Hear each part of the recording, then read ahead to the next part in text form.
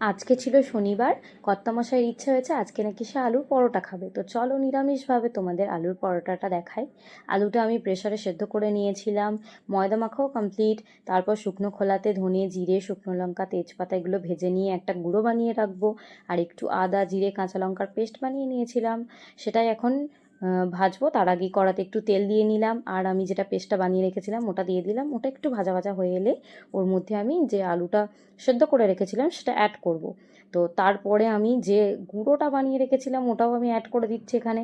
তো আমার আলুর পুরটা রেডি হয়ে গেছে। তো আমার মামুনি আমাকে হেল্প করছে, আলুর পুরগুলো ময়দার ভেতরে ভালো করে ভরে দিচ্ছে। তো আমি এই কাজটা খুব একটা ভালো পারি না, তো যে পারছে তাকে দিয়েই করাচ্ছি। আর এখানে আলুর পরোটা আমার প্রায় রেডি হয়ে গেছে। প্রথমে তো ভাবছিলাম ফুলবে না, কিন্তু তেলটা দেওয়ার পর ফাইনালি আলুর পরোটাটা ফুলে গেছে। তোমরা কিন্তু চ্যানেলটাকে সাবস্ক্রাইব করতে কেউ ভুলো না। আর আমি তো কর্তামশাইকে খেতে দিয়ে দিয়েছি, উনি তো আলুর পরোটা পেয়ে ভীষণ খুশি। তো দেখা হচ্ছে নেক্সট কোনো ব্লগে। তো চলো, টাটা।